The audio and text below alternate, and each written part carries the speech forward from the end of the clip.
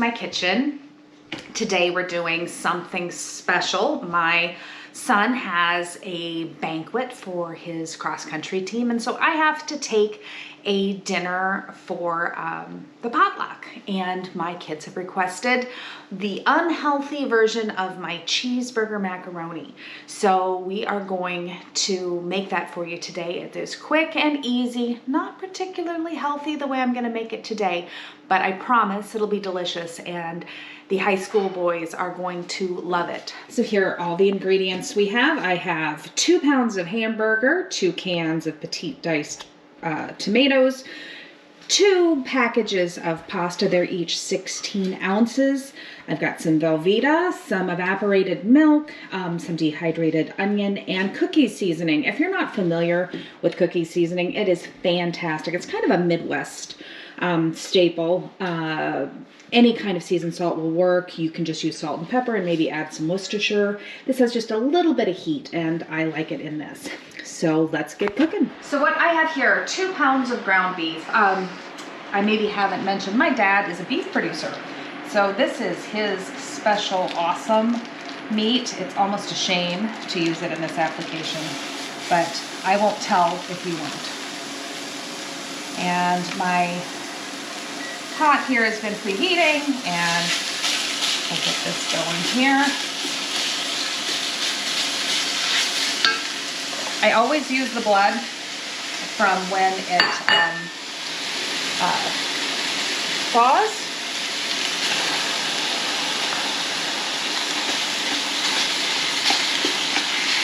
And we'll break that up and just let this go.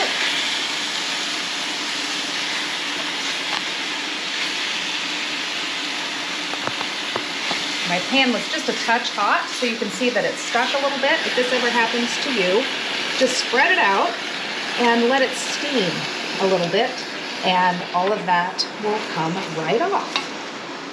I'll wash my hands now. So now we need to break out our seasonings. If you're using a seasoning blend, use this. Otherwise, salt and pepper and some Worcestershire would work. Now, I'm seasoning it pretty liberally because we got a lot of stuff that's going to be going in here, and we might as well get that flavor going now. Stir that up. I'm using my trusty Dutch oven today. This is my largest Dutch oven, and it is going to be full with this double batch that I'm making here. And the reason why is that it travels really well. We're not going to have electricity at this particular event, so a crock pot isn't the right option, and when cast iron gets hot, it stays hot. So this will be a great way to make sure that this meal travels well. And we'll just, and see here, all that meat that was stuck because I got a little ahead of myself, it's gone. All is well. So we'll just let that continue to cook. So while my ground beef has been cooking, I've been prepping. I opened my boxes of pasta. I opened my can of tomatoes. I would have chopped onions if I wasn't using the dehydrated onions. And I've gotten myself 7 cups of water. So this is the trick of this, is that this is a 1-pot meal. So we're not cooking our pasta separately, draining it, and then putting it all together. We're cooking the pasta right in with the rest of the food. So the rule of thumb here is 2 ounces of water for every ounce of pasta. So this is a pound, 16 ounces, so that would be 4 cups of water or any other liquid for this box. And I've got 2 boxes, so that would be 8 cups of water. I'm only doing 7 here because I'm going to use the juice from my tomatoes, and I also like to finish with evaporated milk to kind of make it extra creamy and delicious since it's cheesy and delicious. So we're going to start there. So now I'm looking here, it looks like the pink is mostly out of my meat. I'm going to let this cook for about 1 more minute, and then we'll drain it. So my meat is cooked, and you can see here, it's all perfectly brown, but it's full of fat, and I've got so much here that instead of draining it on paper towels, I'm gonna throw it in my colander. I've got a bowl underneath there to catch all of the fat, And that's a much easier way to drain a larger quantity of meat. So I'm gonna add my 7 cups of water here and let that come to a boil. Scrape any of this stuff off my pan. If there were any delicious bits of meat fried on there, I'd grab them here, but it doesn't look like we have that. So dehydrated onions. This is one of the things I use in my kitchen that is just such a time saver. If it's good enough for McDonald's, it's good enough for my cheeseburger macaroni. So you put it in here, and while the water comes to a boil, and I like a lot of onion. I would normally use for this probably 2 medium-sized onions, diced pretty small. And so that's about what I put in the equivalent of the dried stuff. I'm also going to add my tomatoes. You have a couple of options at this point on whether or not you are going to add your pasta now or after it comes to a boil. It all depends on what your schedule looks like. I'm going to wait to put my pasta in because I'm going to use the time while this comes to a boil to chop up my Velveeta. So I'm gonna get to work on that, and I'll show you how it's done. So I wrestled my Velveeta out of the package, and I'm not a big fan of dishes, so I'm not gonna get a cutting board dirty for this. We're gonna put the whole thing in this time. Normally I only use 1/3 of this 2-pound block for each order, but since this is for boys who routinely run 40 to 60 miles a week, I think maybe the extra calories won't bother them. So the way we do this, I'm using the foil as my cutting board, and I picked my thinnest knife because it's sticky. It's less sticky if you put it in the fridge. I have never in my life remembered to put an unopened block of Velveeta in the fridge, so I have learned to cope.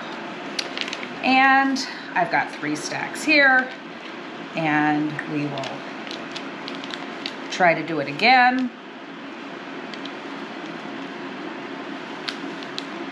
And one more time. The smaller the pieces, the more quickly it will melt. And hey, I succeeded. So I'm rolling it back over to the middle, and I will slice down here. Another thing I do when I do open a thing of Velveeta is that I always do this to the whole 2 pounds all at once, and then store it in my refrigerator already cubed. Makes it a lot easier. A couple of cubes of Velveeta in some scrambled eggs make breakfast burritos kind of special and delicious, and you'd be surprised at all of the ways you can think to use this processed cheese food when it's all prepped and ready for you. If you don't love Velveeta, you can make a roux and then add the fresh cheese of your choice and make your own cheese sauce.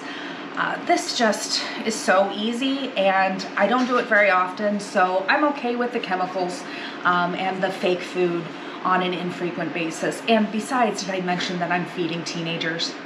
So now my water and tomato mixture is coming to a boil. So if it was okay to add the pasta when it was cold, it's definitely okay to add it now. I'll add both of these. Hopefully my spatula won't fall in again like it has. And this box says that it needs to cook for 7 to 8 minutes. I'm using small shells. You can use any shape of pasta you like. I often do make this with macaroni.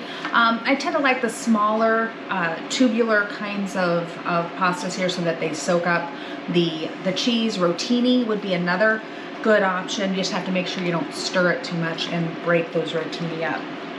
So I am going to set my timer for 5 minutes, and I am going to let this cook, stirring it whenever it occurs to me. So it's been cooking about 4 minutes here, and I wanted to show you how I stir it to keep it from sticking. So all of this pasta starch is being released into the liquid, and you can see how it's a little bit milky instead of that clear red pink that we had earlier. So I chose an implement that's pretty flat on the bottom. They make some flat wooden instruments like that too. Let me see if mine's clean. Something like this would also work, because you want to make sure to get in between the food and the bottom of your pot so that it doesn't stick. And you'll feel it starting to stick. And when it's starting to stick, you just stir a little more frequently and keep it from sticking. When you do this one pot meal with pasta, you really need to be prepared to stand over the stove for very much of the cooking time, which is another reason why a smaller pasta is kind of a good idea, just because it cooks faster. Another thing about tomatoes, I used the petite diced tomatoes because I don't like a big bite of tomato. You can use crushed tomatoes, you can leave them out altogether, you can use fresh tomatoes, whatever works for your family. This is also a great dish for sneaking various not favorite foods into a favorite food so that your family will eat them and tolerate them. I often will put lentils in here, half ground beef, half lentils, and I almost always put frozen kale in this. I will take the frozen kale and crush it so it gets into really small pieces, and I'll put it in when I put the tomatoes in, and it cooks beautifully. You can also put spinach in at the end. Some people like to put dill pickles in. That's not really a healthy addition, but it's one that I don't use. So if there are foods that you want your family to eat, I have found that covering them in Velveeta cheese is always an acceptable alternative. So you can see that this is starting to thicken up, and we don't really have much water left. And so I have here in my diced tomato can some extra water. I always put my water in whatever cans I've used so that I can get any flavor that was left on the side or the bottom of those cans into my dish. A little free flavor. And I think now it's time to put in the evaporated milk. So shake it up, because it says shake well.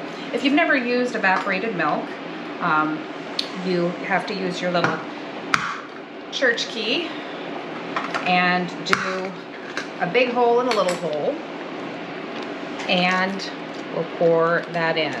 I like to use evaporated milk because it's a great shelf-stable substitute for cream. It is whole milk. It is not low fat,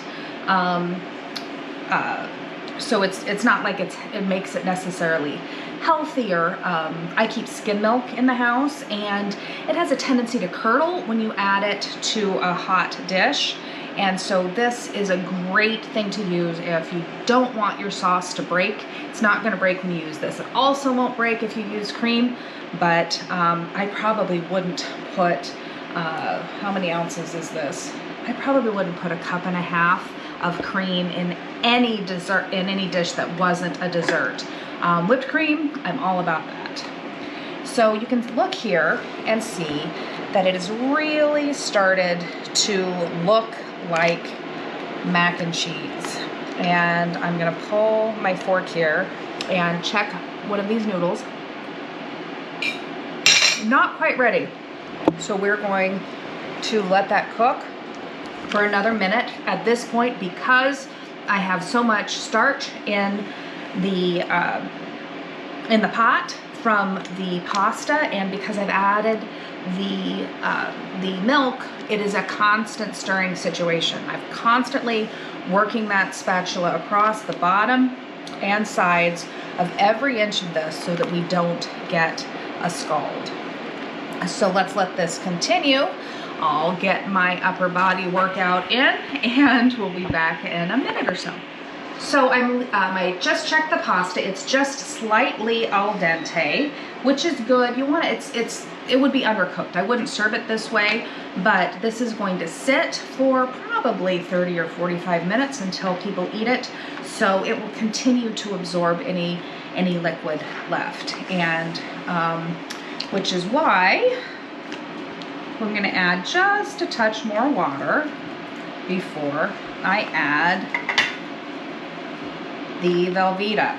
You maybe noticed that I haven't put any salt in anything except the meat early on, and that's because Velveeta is so salty. I also used canned tomatoes that are full of sodium. So we will just start throwing in the Velveeta. Isn't that attractive? That sound. I hope my cameraman got that plopping sound in for me. And I'm turning this down to medium-low heat at this point, and we will let this cheese melt. And this is also the time when I add my secret ingredient, Coleman's mustard. If you've never used dried mustard, it is a great way to add a lot of flavor to a lot of applications. I use it in tuna salad. I use it in basically anything with cheese. And it just adds a little zip. You can use it in salad dressings. Also, if you take out Chinese food and they forgot the Chinese mustard, all Chinese mustard is this and water. So I always keep this around. If I hadn't used the cookie seasoning, I would also be adding just a touch of hot sauce. That little bit of cayenne pepper really helps the flavors pop and makes them taste a lot better without any discernible heat. So I tend to use the lid and just dig in here. And I'm gonna put in about 1.5 teaspoons of dried mustard. And I will stir that in here as we are melting our cheese. So now check this out. We have a vat of essentially cheese sauce at this point. There's still some Velveeta that hasn't quite melted, but it has turned into some golden deliciousness. And so now it's time to add back the ground beef. Don't worry that it looks just a little bit soupy here. Like I said, it's going to continue to thicken as it sits. And when you add in the ground beef, you can see all of a sudden it doesn't look like there's quite as much sauce because it is covering all of those little pieces of ground beef.